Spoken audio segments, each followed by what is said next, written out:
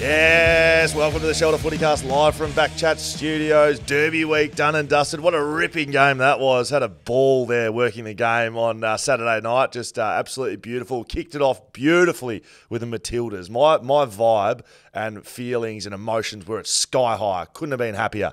And then the Derby started, and I had to watch that absolute tripe get rolled out. Skeeter from the West Coast Eagles. We're going to get into that.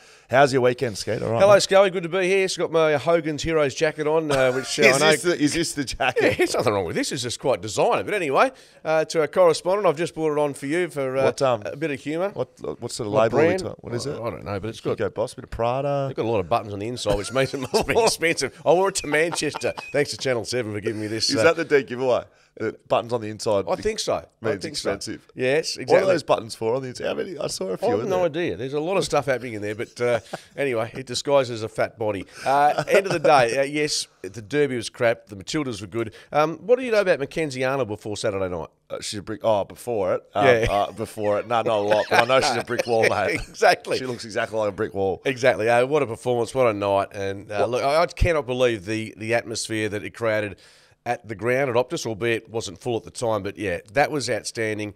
Thankfully, they kept the Matildas on the big screen. We saw the penalty shootout, and it was one of the great moments. It has to be, I know we can say this because it's just happened, is one of the great moments in Australian team sport, in my opinion. Yeah, I agree. Let's get stuck into this because I think there's a few things to touch on here. So I agree in world, Australian sport. The penalty shootout went that long that I think it finished about 6:03, maybe 6:04. It's very close to game was 6:10. So we were live on Fox Footy. They tried something different this week. Usually it's upstairs. They come in upstairs and they play it over a vision of the thing. But for this one, we planned it beforehand. There was Pav and I, because of the Derby, we'd be starting on the ground, first shot live on. Mate, the French were running in to have their last penalty, as it would be. So the cameras come on, where Matthew Pavlich says, "Hello, ladies and gentlemen, welcome to the Derby." Rah! Like everyone's going nuts. Pav's tried to stay down the camera and focus. I've just broken all forms of professionalism, looking around at the thing. Pav, they've just missed it, mate. They've just absolutely missed it. So we then talked through the opener, the Matildas going through. So it was great timing. I know there's lots of chat about women's sport around this. I've got a little bit of a theory. The attention, the streaming record broken, 7 million. The people that are watching, the hype that it has. You've got. I've seen stuff on social media about blokes for the first time getting together with other blokes to go and watch women's sport, and I'm not taking the piss there. That's what is sort of happening here with the Australians making this run. Couldn't it be as simple as this Australian Matildas team are good, and so they play for Australia, and people like watching it? Do we have to go into the women's sport and soccer and, well, no one's ever given it attention before? This is the furthest they've ever been in a World Cup, right? Yeah, that's correct. Also, this team's good. The team is good. People like watching good sport. They do. And quality of football. I think that's what's caught some by surprise, the quality, and myself included. I'll be totally honest. I came into the World Cup ambivalent, hoping we go well, but there's no way, I don't think any of us could have predicted the types of numbers that have been watching. And, of course, success breeds success. And people love winners, and hence Albo, ridiculously in my mind, is calling for a public holiday. But anyway, credit where credit's due, and I couldn't care less about politics, but he was on this early. He wasn't calling it after they got through the semis. I'm all good with a bandwagon. I'm a bandwagon with the best of them, and that's why this is happening. Everyone's on the bandwagon because they're good. Yeah. If they got knocked out in the qualifying stages, if they didn't win that final game to get through to the quarters, absolutely. This doesn't happen. No, so this only happens because they're good. Because they're winning, and winning is everything. And great. Let me say this though: the standard of football has surprised me. When you think of and some other women's codes, AFLW still a lot of work to do. It's domestic; it's not national. Thank you. The netball, of course, a little bit off Broadway in some respects. The World Cup, we won that, and the girls didn't get paid a cent compared to what the women's footballers get. The cricketers are elite, and that Ashes series was outstanding. So all credit to them. And Seven, I think, paid about $4 million for the TV rights with Optus. The deal is massive unders. And now we've got England, the Lionesses. We broke their 30-match winning streak in April with a 2-0 win over there. It was a friendly. I want to know where Piers Morgan is right now. Well, no, don't worry. I want to know where he is. I want to know on 8:30 on Wednesday night if we can get through and shut that prick up once and for all. I reckon you should tweet him. No, I haven't. I've been tempted, but after a couple of drinks. I reckon Wednesday's the night. That is the time to really get rolling. But we're going to get across the line, and England's no easy target. Got a few things to get through today, Skeeter. Thirsty Camel Clanger of the Week. I know exactly where I'm going for this one. Don't run out of your favourites. Grab your shelters at Thirsty Camel. Froth Town. It's here, Skeeter. It's this week. It's this week. One of the long-running promos we've run on this podcast. That began in 2022, that promo, didn't it? Mate, it's because it's that good. It's fantastic, yeah. And I'll see you there Friday, August 18, 19. If you don't have your tickets, go and get them, froth.town. Now, let's get into some of the big moments of the round, Skeeter. Do we start on the Derby, or do we want to break down the Derby when we go through the actual game? Yeah, let's leave as little time as we have to the Derby, because let's be honest, the biggest roar from the crowd came during the Matildas penalty shootout, because after the first 2 minutes, in essence, it was the Eagles didn't show up. And I've seen the quotes in the paper today, which you are pictured. I saw that as if I've done an interview with the West. Well, you know what they've said. Yeah, they've taken it off Fox. Yeah, but it hasn't said via Fox Footy, has it? It just said what they've said, as if they've given me a phone call and I've given them a quote. Yeah, no, well, it's just how it goes. That's how it is. Roll with this bullshit. That's fine. I get quoted quite regularly for saying stupid stuff on this program. On this one? Where? Well, by my mate saying, well, how could you say that?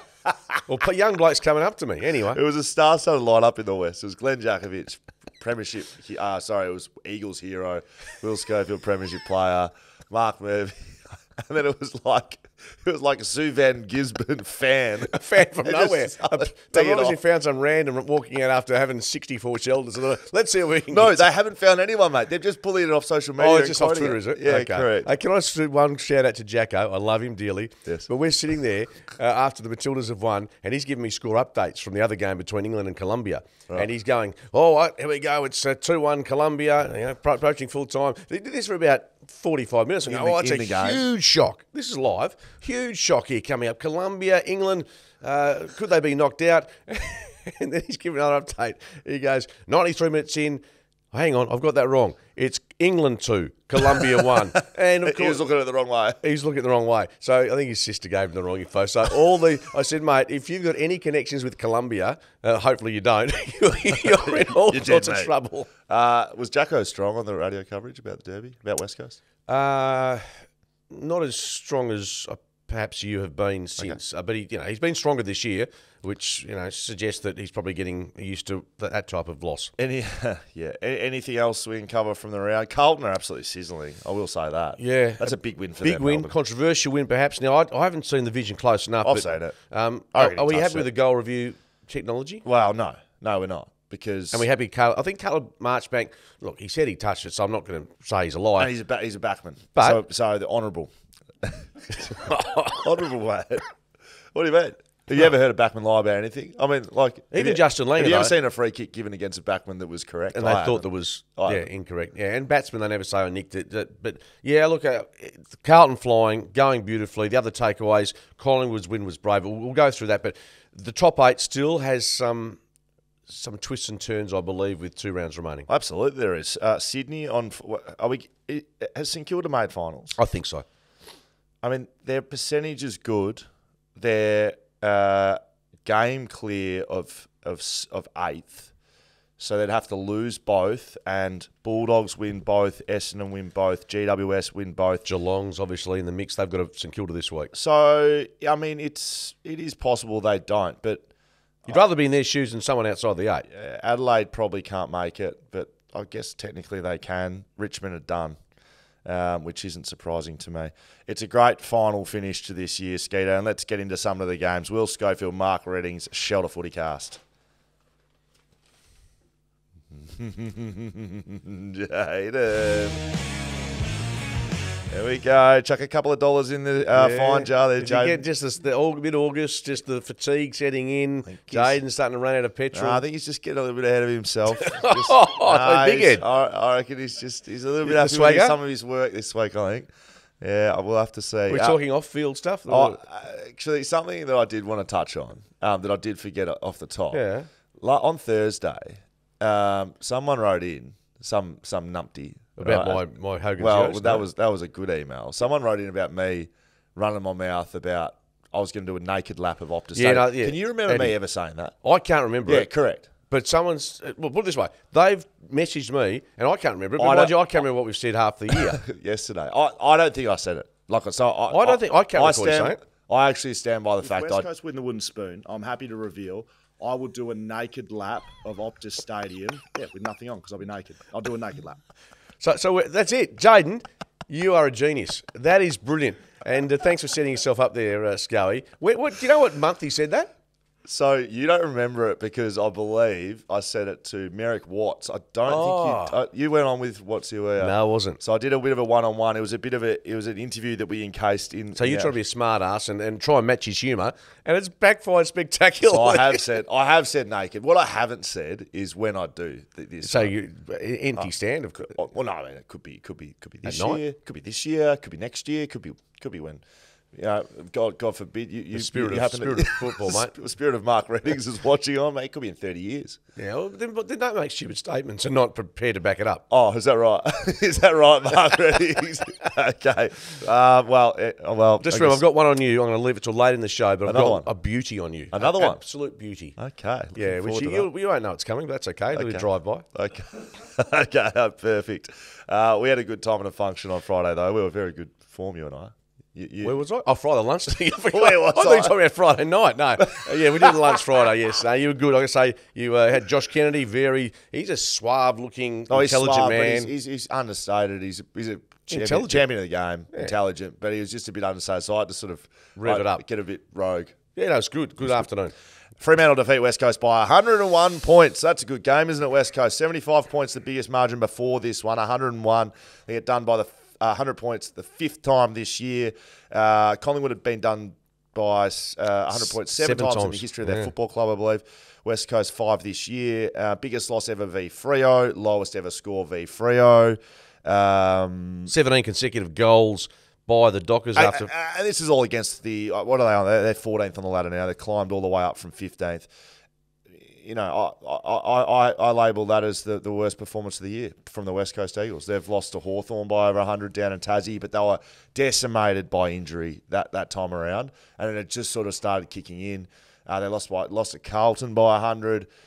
Carlton are a good side. They're going to play finals this year. They lost to... Who else they lose by 100? Adelaide at Adelaide Oval. I can give them that one. It's travelling away from home. You get a young side, doesn't know how to compete, up and down sort of part of the year. Who am I missing? Who else? You said Sydney, 170? Sydney, that's right, 170 points. I witnessed that one. So that was 170 points. I think this is worse. The Derby doesn't mean... It's not the be-all and end-all, the Derby. It's really not, and it's never been built up inside footy clubs in my time at West Coast as something that's, you know, a final-like atmosphere. It does feel different because, you know, one of the games during the year, it's in front of Freo fans, and you're at your home stadium, but you got Freo fans, so it feels weird. There is a factor of, okay, we know these guys, we see them around town, we want to beat them. They are our rivals. So I think there is a heightened level of competitiveness, and some have been more physical than others. We've seen the demolition derby. We've seen all of that. So I'm not saying that you need to go to another level in a derby, but it does happen. West Coast didn't rock up. They were there for 5 minutes and then completely unmotivated. They were so irrelevant in the contest. They were completely decimated, contested ball.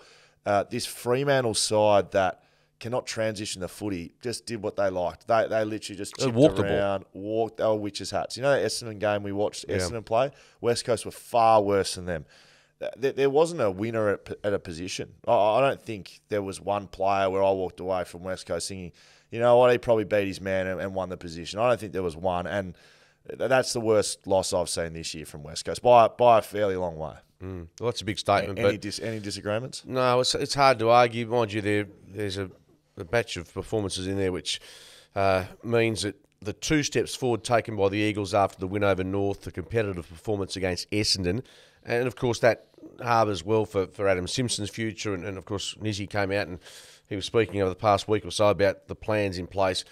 Does this change the narrative for the footy club with another 2 games to go, one against the Bulldogs, which again could be an ugly result. Bounce back for Bulldogs. All of the above. But yeah, there are more questions and answers at the footy club for West Coast. I mean, on a playing front, Nick Nat likely to retire in the very short future. Yep. They're going to have changes in so many areas. There's going to be a lot of off-field changes.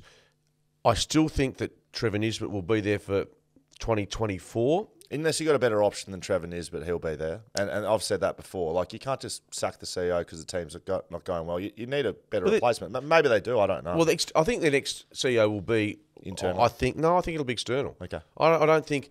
I'm not sure having an internal appointment after what's happened. It looks like things need to change. Yeah, exactly. And look, Nizzy's been outstanding. He's done a lot of great work. But yeah, there needs a succession plan underway to make that transition. As for Adam Simpson, I still think there's a question mark of sorts as to whether he'll be coach next year. But again, the next question is, it's okay to sack the coach, but who's available? Do you go with...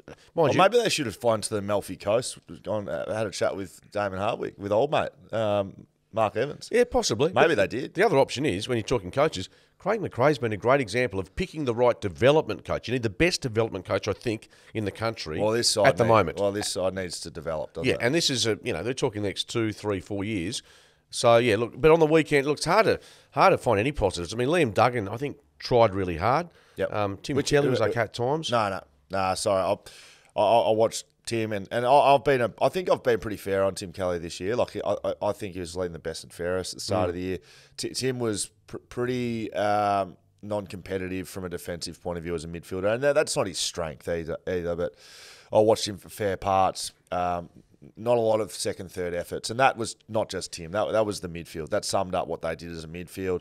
Backline got their pants pulled down by Fremantle Dockers, and the forward line couldn't fight because there was no entries. Jack Darling was poor, but wasn't getting a lot of entries, and can't really do much if you're not getting the ball. Starvation corner. In there. So, and this is against Freo Dockers, and this is no offence to the Dockers, but you're going no good this year, and you've just pantsed West Coast by 100 points. And did it on the bit. They really did. Like, it didn't even... No. So the Dockers, the frustration for their supporters will be their performances have been elite at times, but there's been too much in between. So this year in the bin, but I'll tell you what, there's not too many more excuses moving forward. They need to obviously draft well, but they need to be a lot better in 2024 for longer. They started the season losing to St Kilda, losing to North. That set them back, as you say, 0-2. Very hard to play finals after that. 5 goals to Lockie Schultz for the Glendinning Allen medal, 24 disposals. That's a big game. Tied between he and Luke Jackson, but count back for 3 votes. Yeah, I think since 2018 there's been... Was there any feedback given to Jacko? Because I don't think Jacko gave... Jacko was a bit different to the other people. He gave Lockie Schultz 1. Yes. And I think Jackson 3, from memory. Yeah, wasn't happy with the 5 goals and 24 touches. To be fair, I think he gave his votes in about 10 minutes before. I think just before Lockie. It's very difficult. Yeah, it's so difficult given votes. Absolutely. So on that basis, I was in the box with him, and you could tell it was he's given the votes in, and whether that had pushed him up to 2 or 3. But yeah, he was the one that didn't give him 3. The Thirsty Camel Clanger of the Week. Don't run out of your favourites. Grab your shelters at Thirsty Camel. We haven't touched on this. The West Coast Eagles withdrew a player 20 seconds before the game. Now, speaking to a few people inside the footy club, they didn't feel like that was a massive deal. Well, it is. It doesn't happen every week.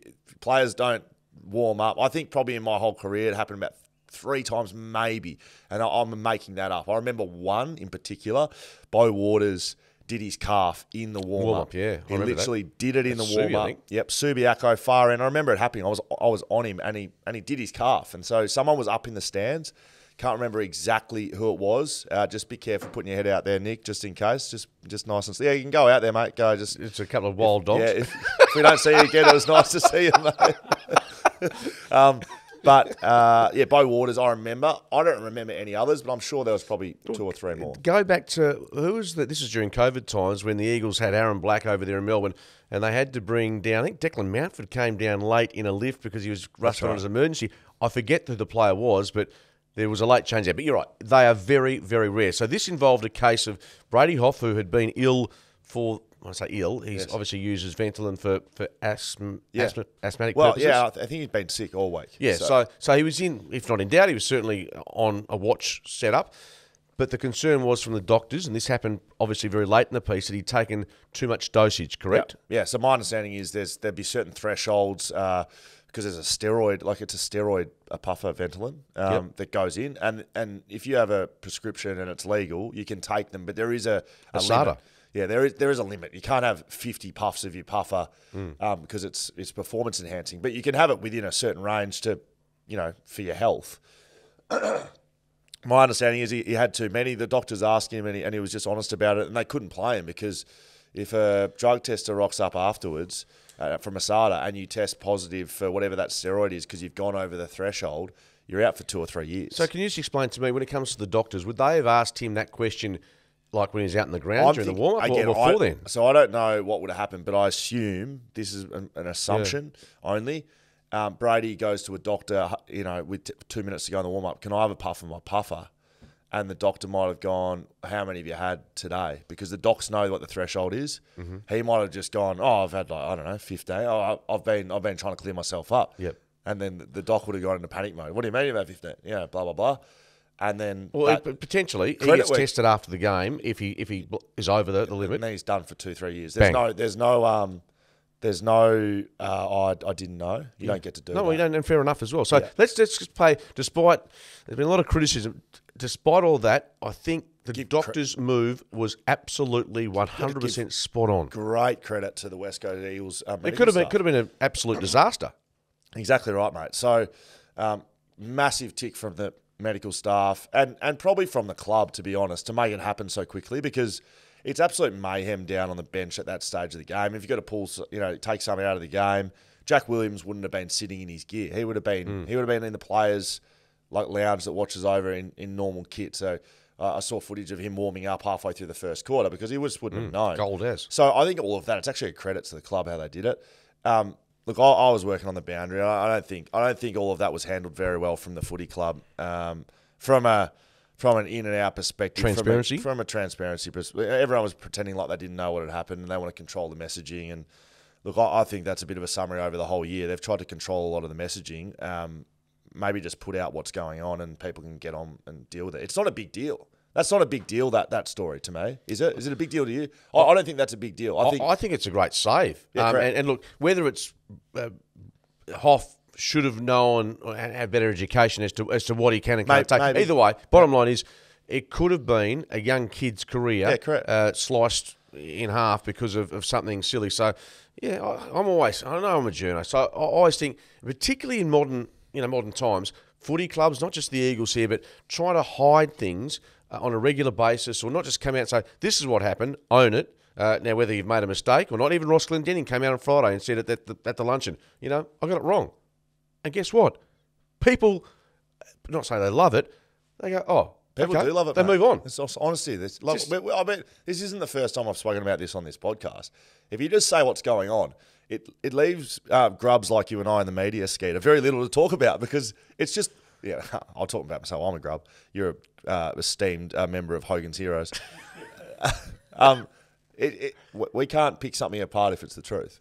But also, it's like in life. If you come out and own something, apologise, got it wrong. I do it every week at home. How much of things do you get right? Just about everything. I say sorry. I reckon the ratio is 99%. I think my wife said sorry once, but that was she might have run over my foot. But that's the only time I've got a sorry. She's like the Fonz. She's never been wrong. She's like the Fonz. Mark Reddings, Will Schofield, Shell FootyCast. I love a dearly, of course. Yes, absolutely. Now, I'm going to come back to this a little bit at the top, I think. Let's get into the rest around. I don't think we're not doing this thing at the... Anyway. Collingwood defeat Geelong by 8 points Friday night footy. It was a huge game, and it lived up to expectation, to be honest. High-scoring game. Collingwood come out a little bit unders. Cats were on top in this game. They started well, started hot, actually. Then the Pies put the foot down. Premiership quarter, third quarter, had a big one. A few stories to come out of this one. Darcy Moore with a hamstring. That's huge. That's massive for them. Yeah, again, and look, this might have been their initial impression that it wasn't anything untoward, but a lot of them say, it's a neural or awareness, whatever they say. But bottom line, you could see once he'd done it that he had a hamstring issue. So ordinarily now, I don't think we'll see Darcy back until the qualifying final, which it's 2 rounds, a break. Perfect, and hopefully that's the case. But yeah, it was a really courageous performance by Collingwood, given the loss of their captain. They got jumped by Geelong, and I've got my clanger coming up in this one. This is involving a you? yeah, just involves the boundary umpiring, which might have just had a little moment or two. Jeremy Cameron kicked 7. Should he have kicked 7? Well, who knows? Well, people say he should have kicked 10. But Yeah, possibly. He kicked 7 goals, 4. But 2 of those goals, Yeah. two of them, one not so much. One's, I think. So you're going to roll out a little bit of a thirsty camel clanger on the weekend? I think there's one that deserves notification here just because of the umpiring. Look, the umpires do a super job 99% of the time, but I think even they've come out and said, look, we got that one wrong. So we're not going to whack them hard. This is the handball around the back, which is a ripping goal, by the way. Oh, absolutely. When, when Jeremy Cameron kicks those snaps and they're vicious, like they rip from left to right. He's on, but he's kicked that from the 4th tier of the stand, I reckon. Yeah, it was a ripper. And look, he's a superstar. His best at the start of the year has been outstanding. That was arguably his best performance of the year. But bottom line is, Cats get rolled. Mycheck finds some form, 5 goals next to his name. That's huge for him. And a bloke called Dacos without Nick in the side, Josh. He'll be getting close to some Brownlow votes on what we saw on Friday night. Josh Dacos has 37 disposals. Is he moving in front of Nick Dacos? Is he a better player than Nick Dacos? Is he separating the family name? I've got a few things on this. Now, I saw some stuff during the week from Pete, the dad, Peter Dacos, great of the game, legend of the game. The Macedonian marvel. Yeah. Have you heard that before? The Macedonian marvel. So I'm all but respect, but you know what Peter Dacos is now? He's a father. And you know what? As a father or a mother or a relative, I sit back and don't say much. Pete's injecting himself into the conversation. He's not happy with the treatment Nick's getting out there on the field. Umpires aren't looking after him enough. He wasn't happy with the incident that his son was injured in, which was a complete football incident. Absolutely. Pete, you looked very silly. I mean, if and he's a great thirsty camel clanger, there'd be players around that had parents getting involved. Did your mum ever ring up a radio station? Mum rang up a radio station. In my first year, Mum rang a radio station. She'll be listening, so I'm sorry, Mum, but I've got to do this to you. Yeah. She rang up a radio station. On reflection, I really love what she did. West Coast at the time, 2007, were absolutely copying it. Probably very similar to right now in the media, but it was around culture and drug culture. And I was there as an 18-year-old. Mate, I can tell you right now, that wasn't the case inside those 4 walls. It might have been outside and there was clearly things going on. But as a young kid in that club, I saw nothing, and Mum knew that. And the club had pulled me in from interstate. They'd give me a host family. And I was just loving my time over here and saying how good that club was. And it was. It was such a great club to develop in. Mum had enough, basically, of the SEN talk back. She rang up and just sprayed the hosts, sprayed people having a go. You don't know what's going on in there. And it was Jan Schofield, mother of Will Schofield. Oh, so that she didn't hide from the fact that it was? Nah. It was very much. Anyway, it got back to me a day later that had happened. I had probably one of the more stern conversations I've had with my mum ever, and said, do not. No, it doesn't matter how much you hate it. Doesn't matter what you do. And she, to her credit, never rang up again. I said, and to be fair, because it puts the player in a it's a difficult position. And put yourself in a parental situation, which you are now. Yeah. And if your son or my daughter is copying flack unnecessarily, or where she works, when you know they've been extremely supportive from people like old mate, exactly. Well, all of us. I think you're not entitled. I can understand you not being able to hold your tongue any longer. So, no, I get it. I mean, Jason Ball's mum did it once going back many years ago, and she copped he copped flack about your mum ringing up. But we're getting back to Peter Dacos, yes, by and large, particularly when you're a player of his standing. That helps nothing. Just sit back. Just let it all play out. They're big boys now. They handle themselves. I know They handle themselves, I think, publicly so well. I've never commented on them as humans. They're great. They're clearly great people. Yeah, no, I'm just trying to... It'd be just nice to have them separated once in a while. while. They are at the moment. They're not playing together. The first question Josh was asked on the ground, what do you think Nick's thinking? Genuinely. The bloke's just beaten Geelong. 37 touches. He said 37, and the first fucking question was, what do you think Nick's thinking at home? I wish Josh said, I don't give a fuck what Nick's thinking. I'm the best in the fucking family. This is me. This is my time. 79,000 there, by the way, at the G on Friday night. Patrick... Just trying to get this... get it moving. Patrick Dangerfield back to his best. He was quite good, but they don't get it done. Now, Skeet, I've been rolling out my ladder predictor. Oh, no, it's been outstanding. It's going as well as your tips and your Coleman medal.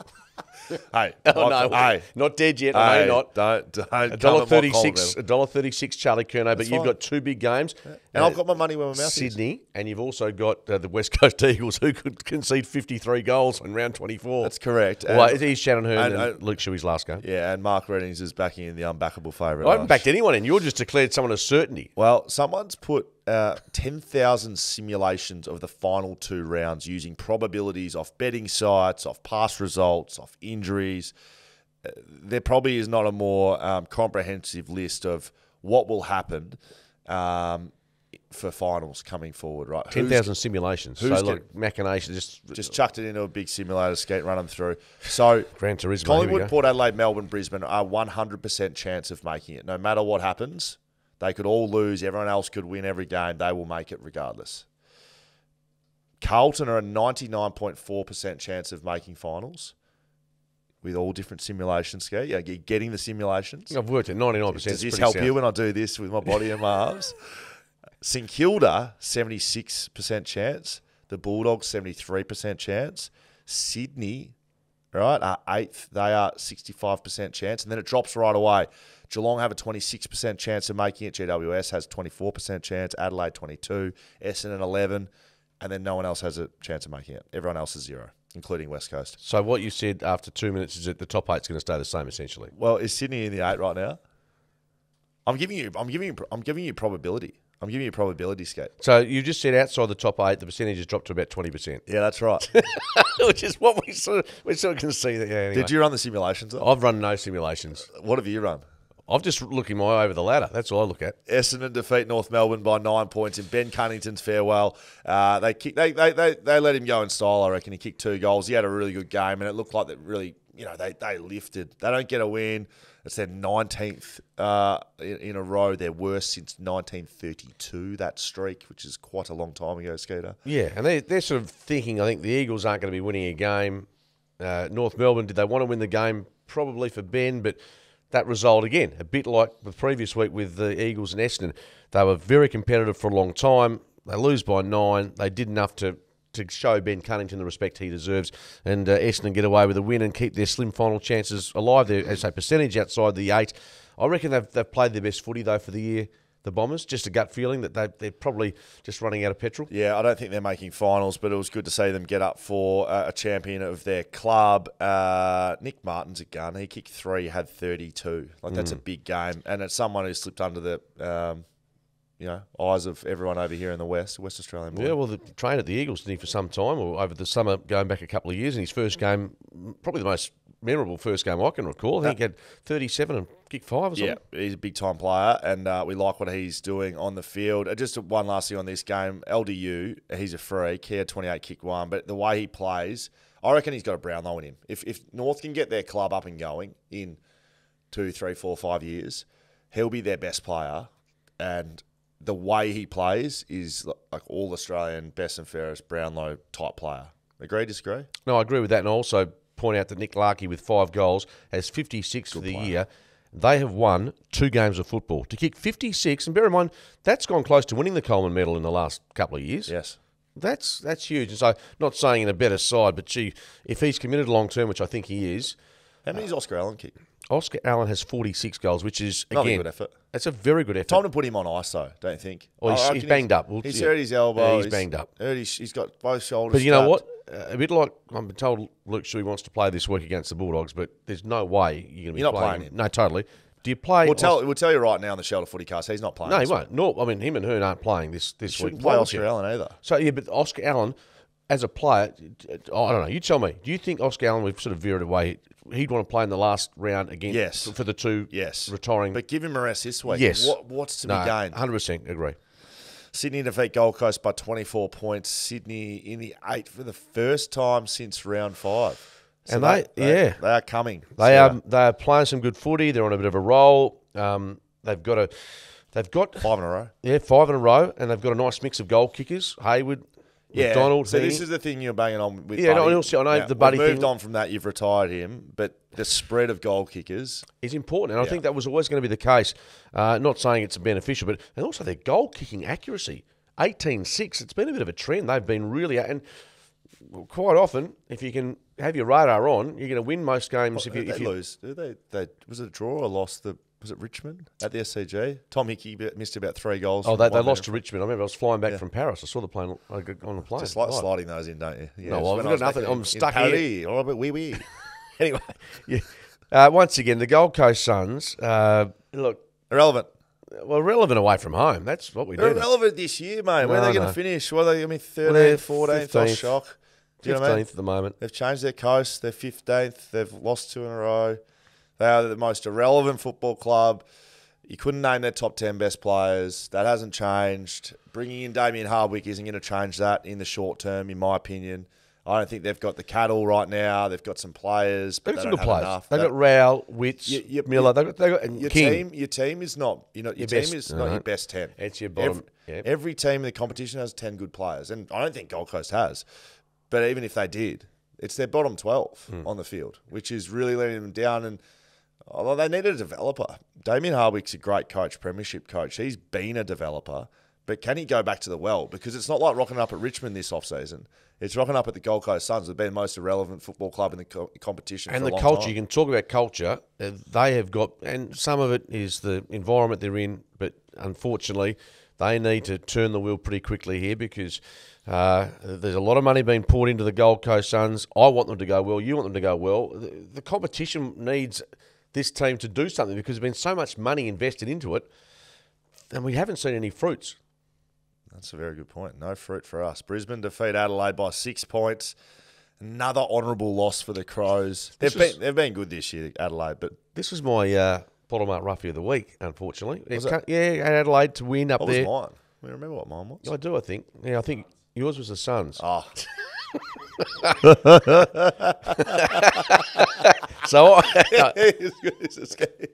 So just remember, last week we both collected our bottom up roughie of the week. This week, back to normal transmission. Well, I think I almost picked Hawthorn. I'm pretty sure. Yeah, you almost, but you didn't. So off the back of that. Speaking of good goal kicking, 15-9 by Brisbane. Didn't see much of this game myself, but I saw a bit. Yep. Tell you why, I was looking up Tex, big Texan. Oh yes, you're on the Texan train. He kicked 2-2. Oh, sorry, he kicked 2-3. Should have been 4. The 2 that he missed, I saw, he should have kicked 4, and that would have put He's 5 behind. Well, so it would have put him 3 behind. Yeah, could have. He's 5 behind. Well, I can still guarantee you he will win the Coleman. It was a good game by Tex. Just kept in line because our man Charlie Curnow, he had the 2 goals as well. Yep. So just kept things nice and even. Jack Gunston did his MCL, unfortunately, so that'll be him done for the year. Mitch Hinge hurt his knee for Adelaide. So they've had a wretched run in their back half. Yeah. Harris Andrews was very good. He's had a huge back end of the season for them. Brisbane undefeated at the Gabba this year. I'm not surprised at that because they can play there. Well, absolutely. They can't play anywhere else. Neil, Zorko, McCluggage, Berry, they've got the mids to do it. Well, they do at the Gabba. Yeah, of course they do. Yeah, well, let's look at the numbers now, and you talk about ladder predictors. They're currently second. Now, they've got Collingwood this week. Are they second on the ladder? Second on the ladder, should they stay there, they get potentially 2 looks at playing finals at the Gabba, qualifying, prelim, straight into a grand final, if that's the case. You wouldn't back against them being able to do that. Yes. So the next fortnight is huge. Is huge for them. You're right. If they slip to third, of course, then they conceivably play Port second Adelaide. on percentage, obviously. Port Adelaide, same points, but they're not going to catch them percentage-wise. Melbourne, going to be difficult for them to get in, but they have a bigger percentage than Brisbane. So that's why that was a big win by Carlton on the weekend against Melbourne. It was huge, massive ramifications. But Brisbane's win, not unexpected. Adelaide, I think they get a tick this year. They're not playing finals. Yeah, they do. They get a big tick. I think Matty Nix has done a really good job. Trouble is, how long's Tex going to keep going around for? Oh, he's got another year contract. He's signed another year. I'm not trying to retort to a great forward in this league. No. Just you can read the tea leaves and read the play. And I'm just saying he's an older player, and we've seen similar with Tom Hawkins. He's just done a hammy. They've been great players for so long, but there does come a time when your body starts to let you down, and we haven't seen it from Tex yet, touch wood, which is great. But he's a senior player who's kicked a lot of goals for them. For them to go on, they need to replace that, which they've got a couple of young lads coming through, but that'll be one big part of it, I think. Yeah, I mean, Fogarty's been around a while. Good player. Good player, but yeah, it's hard to replace Tex. Phil Thorpe. Phil Thorpe is a very good player, highly drafted player. Highly drafted. Well, he was certainly top 10 from memory. South Australian boy. Yep, so he's a gun. But yeah, he needs to come on in the next 12 months. Carlton defeat Melbourne by 4 points. This was a ripper, as you said. People said it was an outstanding game. Now, again, we were at the Derby. Yes. And I didn't see much of this at all. But I wish I was watching the Carlton-Melbourne game. Yeah, I know. That would have been nice. I should have done that, put that on the telecast, and then just padded my way through remotely. the West Coast Fremantle game. Good game, low scoring. 8 in a row. And Carlton able to do what they've done for the past 2 months. They've now put together, after losing 6 in a row, they've now won 8 on the trot, I think it is. It's 8 in a row. That's right. Just said that. Yeah. Oh, okay. I'll keep my eye for, just repeating. I'm still waiting what you've got. You said you've got something. Yeah, we'll just leave it to the death. Okay. Now, I don't know what was going on with Carlton. What was happening with them? Why did they lose 6 in a row? Because you look at them right now on paper and the way they're performing, this is what we expected out of them. I wonder what was actually the issue. Michael Voss fixed something. Michael Voss kept saying the indicators were good. Yep. When it came to aspects of the game that he thought they needed to win, and obviously the contested footy has been really good in their winning streak. What I think's been impressive about Carlton is their lesser known players have been able to step up and play a role. So always kicks a couple on the weekend. Cripps obviously very good. He didn't get injured, did he? He was all okay. He was all good. Nick Newman, another good game from him. He's had a big month, Nick Newman. He's having some huge. Yeah, well, and again, I don't think if you put your top half a dozen players together at Carlton, he's necessarily in there. So I think you're right. I think it's the depth or their lesser knowns have been able to step up because they've had injuries. They've had to because they've got a huge injury list. Adam Chera is still out, is he? Sam Walsh is still out. They're missing Harry Mackay. Are they missing Harry Mackay? Skater. I mean, are they missing? No, well, you're you're entitled to play him once he comes back into the side. But it's he has to earn his place with fitness, and does he have to play a game back in the twos? I mean, is he beyond that? Yeah, I don't know. Clayton Oliver, our man, was back into the side skater, 27 and 9 clearances. Yeah, that's a tick. First up after so long out. I would say so. Brodie Grundy, experiment failure. He came in, had 9 disposals, had some hit outs. I don't know what the percentage was in terms of time forward and time in the right. But if you have 11 hit outs, it means he spent some time as a backup ruckman. I don't know if they'll continue with that. They're clearly still searching with how to kick goals. Yep. They've lost here by 4 points. I understand it's a low-scoring game, but they haven't scored over 90 points often this year, and they haven't, or am I speaking completely out of school here? Especially in the back half. I think they've struggled to score, haven't they? Absolutely. And that's why Harrison Petty was so important for them. What do you got I'm not there, sure. Scott? I had an AFL website on there. Is that Siri? No, I don't know how to turn it off. I don't know how that's done, but keep going. Harrison Petty. I'll turn it back to aeroplane mode. Oh, jeez, I love my phone. Petty out for the year doesn't help them either. I was just trying to look at their run home. They've got Hawthorn this week at the MCG, which is now not a gimme game. Yes. I don't know who they got in the last round. I was trying to get that up on my phone. Who are you looking for? Melbourne. All right. Because they're obviously third. Melbourne are playing Sydney in the last round. Ooh, again, that's at the SCG, I'm guessing, as well. That's when Buddy might do a little lap of the ground, I'm tipping. Okay. Who knows? Good game. They reckon one of the best of the weekend. I didn't see it. Hawthorn defeat Bulldogs. Hawthorn defeat Bulldogs by 3 points. Geez, there were some close games this week.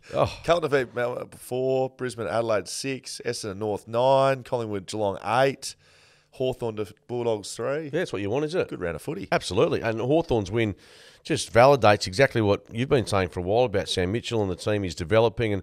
And you keep thinking in 2 to 3 years, they are going to be a force to be reckoned with, providing they still have to draft and make sure they get their decisions right. But what they've coming up with over the past 2 weeks, for instance, against quality opposition has been terrific. You'd have to say that, given the lists that are out there and what was on the line for the Bulldogs and what is on the line for the Bulldogs, Sam Mitchell out-coaches Luke Beveridge in this one. Yeah, bear in mind, your man, your favourite player, yes, Liberatore, concussed.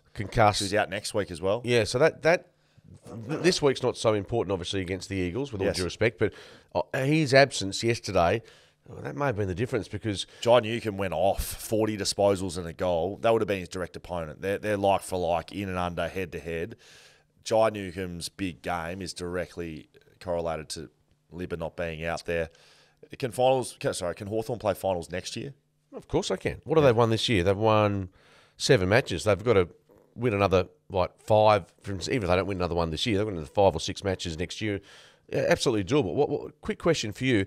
I've just seen Vision at the end of that game, I think less than a minute remaining, behind scored by Hawthorn. 40 seconds left. 40 seconds left. Tim English has the kick-in duties. Now, I can't imagine that would have been a design that has been set up at training, that the ruckman, who is the player that you kick to down the middle with 40 seconds remaining. How did they get this so wrong? Not only is he the guy you kick to, but they're not commonly known as the greatest thinkers in the team, I wouldn't have thought, anyway, in my experience. I've played with some of the greats. Like I'm talking Dan Cox, Nick Nananui, Nathan Vardy, Scott Lycett, my premiership teammates. Not a lot, there is some issues getting things from up top, way up there in the sky down to their feet and in between sometimes. I'm not sure what Tim was thinking. So why did he have the kicking duties? I don't know. I'm trying to ask. So Ed Richards, who runner, can kick the ball a mile, was standing next to him. So I thought maybe the only circumstance would have been if there was like a quick play, the ruckman are sprinting back to the final line, and then there's no one else around and they have to get it back in. That's the only time that they kick out. Dean Cox kicked out one time for West Coast, turned it over. He never kicked out again. And we used to remind him of it very often. Mate, they've had an absolute mare here. If you're the ruckman and there's 40 seconds left, the time's not ticking. When they kick out, the clock stops. Of course, put the ball on the ground and get your head down and start running down the middle of the ground. I think that there's their concern that the zone or whatever set up Hawthorn had might have been influenced by. Or let's get this moving quickly. I know the time stops. No, because he got told to play. Like he just butchered it, mate. Yeah, and then he's tried to make it up, and then he started trying to think. He started ad-libbing his way. He tried to think his way through it, and that's where he got himself into real trouble. Ruckman trying to think their way through situations, you get yourself into real trouble. He started running sideways and doing things, and he tried to kick it, and then he handballed it. Then the absolute shit show holding the ball. Hawthorn get the ball, game over. Just kick it down the middle, Tim. We've been doing it since year 8. Like genuinely, as a child, you were taught you could. Must have known there's only 40 seconds left. He knew, mate. He bloody knew. He's just a ruckman. St Kilda defeat Richmond by 36 points. Richmond done and dusted. See you later. St Kilda 1 win away from guaranteeing themselves playing finals. We would not have said that at the start of the year, Skeeted. I don't care what you say. No, I agree. Richmond's 8th loss at Marvel Stadium in a row since Damien Hardwick infamously declared, I hate coming here. They've never won since. Tigers, they're done. We said that. Max King, 6 goals. He's big for St Kilda. 6. They've kicked 14, and they have had trouble scoring this year. No, you're right. Their St Kilda was good St throughout. Kilda are 6. They are playing finals intensity football. Look, I'd still like to play them in the finals, but Ross Lyon, he won't be coach of the year, but he should be considered one of the better performers. They've built their game on forward pressure. Yes. Gresham kicks 3 goals here. High in tackles, St Kilda. Jack Sinclair's a gun. Yep, they put pressure on the opposition, and if you can stand up to it, you can beat them because they're not a Collingwood. They're not as highly skilled as other clubs. But if you succumb to the pressure, which Skeet, I will say, finals footy, that's where it happens. Yep. I wouldn't just write Discount them off. No, I agree. Because they do play a finals brand, and that's what Ross Lyon does. Now, he needs the players to be able to go one step further and win himself a premiership. But he breeds a culture that is finals footy. Like he's a smart coach. I wouldn't discount and say if the ladder was as it is now for the first week of the finals, I wouldn't discount, say, St Kilda taking on Sydney. I'm presuming at the MCG or Marvel. It feels like a dead rubber almost. Like given both the seasons have both had. Yeah, but I can see them winning a final. Yeah, I don't think they can't win it in my mind, but I can see them winning a final, which would be a massive result for the Saints, given I think what all of us thought with their list, with their injuries at the start of the year. I expected this one to be closer. It's the last game of the round. Port Adelaide defeat GWS by 51 points. I mean, Port Adelaide needed a statement. You didn't expect it to be closer. You tipped the Giants. Okay. Do you write these down? No, I just remember. You tell me you don't remember anything, but you seem to remember. I remember. I'm selective memory. So was that the zinger you had for me? I got another zinger. Nothing to do with footy. Okay. Jeez, I can't wait. Port Adelaide defeat GWS. I did pick the Giants because I'm on them. I bought a membership over the weekend. You did buy it? I almost bought one Thursday. Yeah. But I bought it on the weekend. I'm a GWS member. What did it cost? $180. So $180. They're now worth about $120 because they've just dropped about $60 because they're not playing finals now. Well, why aren't they playing finals? Well, they might play finals. I'll give you 24.07% chance of playing finals. You're telling me there's a chance, mate? Exactly. Look, Jim Carrey. Port Adelaide would never lose in this. I'm not sure what I was thinking. I didn't buy the membership, by the way, but I am still considering it. No, I haven't bought it. Don't look at me like that. They've got to win their last 2 games to play finals, so it is in their hands. They'll beat the Bombers, I think. Oh, there you go. So you tell me there's a chance. Port Adelaide back to their best after 4 straight. If they lost 5 straight, you start questioning their finals credentials altogether. So they had to win that. Quick out of the blocks, Port Adelaide. Giants sort of started coming back in the middle of the game, but too little, too late. And again, I'm not without discounting what happened here. Willie Rioli kicked 3, so too Todd Marshall. Horn Francis with 3. 27 disposals, 3. Yeah, Miles Bergman with 3 as well. So nice spread of goal kickers. When you're kicking 21-10, that's a lot of looks at the goals. And this, I'd suggest, an absolute aberration for the Giants from what we've seen. They've been really competitive even in their losses. So they've been up for a long time. They've played some super footy, but Port, simply non-negotiable, this result. Next 2 weeks for them, they've got Fremantle here. Now, given they'll be barracking big time for Collingwood to knock over Brisbane, if they can get the result here, Collingwood wins. Therefore, they've just got to win their final game of the season. They finish top 2. So there's so much at stake here. Ken Hinkley not far away from being re-signed. David Koch has sort of put that out there. Right. Not discount. I mean, Port's had their little slump. They've had some injuries, but a bit like Collingwood, who've had a couple of weeks off the radar. And interesting to see what they do now, Collingwood, with their list and. Do they, Apparently, Collingwood are in a high loading training phase. So Lee Spur told me this.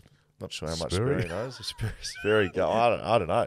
He told me this on Friday Night Lights on 6PR that Collingwood right now are in a high loading phase. So what that means is during the season you're just in a maintenance phase and you just get from week to week. You get your work in on the weekends and you try and make sure you're not injured. Collingwood have gone. They're trying to get work in so finals they can maintain that fitness. Darcy Moore's just done his hammy. So I don't think Lee Spur's far from the truth here. Hammies happen when you overload parts of your body, whether it's your back, whether it's your glutes, whether it's your actual hammies. They don't happen in low load phases. Mm-hmm. That's when you can if you just played all year and you didn't worry about training at all, you'd get wouldn't get as many soft tissue injuries. But the high performance managers at the football clubs are trying to find areas in the seasons where you can build your fitness a little bit. Apparently Collingwood's doing that right now, and if that's the truth and they've done a hammy to their captain, I reckon there'll be some decent meetings Monday morning right now. Will Schofield, Mark Redding's Shelter FootyCast. Just let me know when this Zinger Burger's coming out of your pocket, Skeet. Otherwise, I'm just going to keep going through the show. Oh, just on the way out. We'll just say goodbye with it. Thank you. So I'm glad you've led with that off the show, and I've been asking about it the entire show. I'll tell you what, it better be good. That's not that good. We've got the listener questions and interactions. Yeah, let's go. Swazi, Skeet's retiring Nick now, is he? Question mark. Well, I think he's about to retire, yeah. Swazi. Come back to me in a week, Swazi, and you'll be Swahili because I think I'll be right. That's just my opinion. We're allowed to. That's my opinion. I haven't retired him because I think he's going to retire. That's what I've been told by people. So I didn't retire Buddy Franklin. I said he's just did. about. No, you did do that. I predicted he'd retire mid-season. Yeah, predicted, forced. And what happened? Yes, you retired Buddy Franklin. Just say it. I didn't retire him. He injured himself. I predicted that he'd get injured, and he retired.